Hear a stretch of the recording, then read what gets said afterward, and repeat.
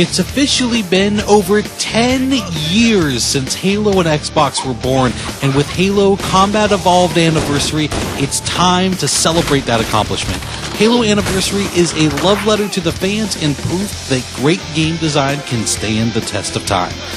Whether you're reliving Master Chief's first foray into the world or you're taking the fight to the Halo for the very first time, this episode of Insider News will showcase our preferred approach to Halo Anniversary.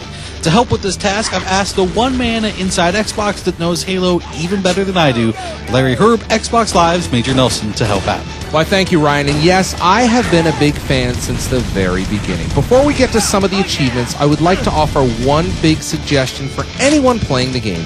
Use the back button to transfer in and out of the gorgeous new graphics and the original game visuals. That alone is a game all itself, toggling between the two, especially in the outdoor areas. It's a stunning difference and a lot of fun, especially for longtime fans. Find your favorite area and just kind of switch back and forth and see what they did. I had nearly as much fun comparing environments as I did playing the game. Now, when it comes to the game itself, we'd suggest really paying attention to the achievement list at the beginning of every new level. Every level requires you to do something unique to earn an extra achievement or two. If you're on the up and up at the beginning of a level, you're in a great position to succeed. Here are a couple fun examples. Larry? First up, the How Pedestrian achievement asks you to beat the massive outdoor level Halo without ever getting in a vehicle. I know it's tempting, and it's a hike, but there are only a couple of sticking points to unlocking this 25 gamer score. Problem number one is the gap right here. There's no way to jump this gap without a little help. Longtime Halo fans probably see the solution right away, but if you're stumped, the answer is the grenade jump. Simply toss a grenade right at the ledge, run toward it, and leap right as the grenade is exploding. The extra oomph from the shrapnel or plasma will give you the boost you need to land safely on the other side. Now, the only other major issue is that, well, the level expects you to be driving a Warthog with a big giant machine gun on the back. So the fights are pretty overwhelming when you're on your own on foot. Just remember, there are no infinite enemy spawns in Halo, so you can kind of take your time, picking off a couple of enemies here and there until you thin them out. Just don't go Rambo on the Covenant and you should be fine. We should move out, Lieutenant, and then we'll need your help on a rescue mission. Now, next up is the I'll Be Taking That achievement, which requires you to procure a Banshee on the Assault on the Control Room level. Now, Larry, you had a bit of a fun experience with this achievement yourself.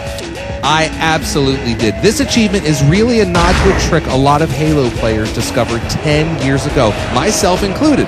Frankly, when I did it, I didn't even realize it was an achievement. I was trying to get the Banshee down because that's what I do when I play the game originally. So when it finally got down and the achievement popped, it was just one of those incredible moments. Now, actually getting the Banshee down is a bit of a production. First off, you'll find the Banshee shortly after heading outside into the snow flurries in Assault on the Control Room. You need to head over to the overturned Warthog and pick up both the sniper rifle and the rocket launcher right here.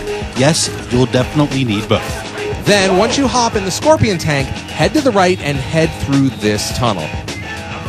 Next, exit the tunnel and drive the Scorpion right onto this ridge right here. Take a few moments to annihilate all the nearby enemies. You're going to need to concentrate for this one, and taking fire mid-shot isn't going to help matters.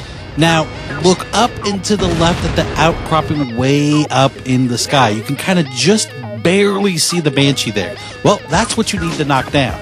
The way to do this is to zoom in with the sniper rifle and try to aim at the rightmost point on the Banshee's nose, even to the point of having most of the reticle off the Banshee entirely. Then switch to your rocket launcher, careful not to adjust your aim, and let it rip with the rocket. If all goes well, the Banshee will kick off and to the left at impact. If it goes directly backwards, however, you're out of luck. Just reload your nearest checkpoint and try again. If it does head left but didn't fall down, then you'll need to find another angle to shoot it from. In our case, we trudge back to just underneath and hit it again. And even that didn't do it. So we had to go back to the ridge, give it one more shot, and bam! Banshee, baby! Now, the key to all of this is that we never, ever triggered the checkpoint that spawns the elite up above, who will take the Banshee for himself and screw you out of the achievement. Just be careful that you keep to the right when you first get in the Scorpion and that you never drop straight down off the ridge. The invisible checkpoint is right below, and whatever you do not want to trip it. That's definitely one of the crazier achievements in all of Halo Anniversary, but it's one of the big examples of the game celebrating its heritage, embracing a trick discovered by the fans, and rewarding them for their ingenuity. Halo Anniversary is a great game, but it's also a tremendous thank you from 343 Industries to all the Halo fans out there that have made Master Chief and company what they are today. Well, we hope you've enjoyed the show, and thanks everyone for watching Inside Xbox.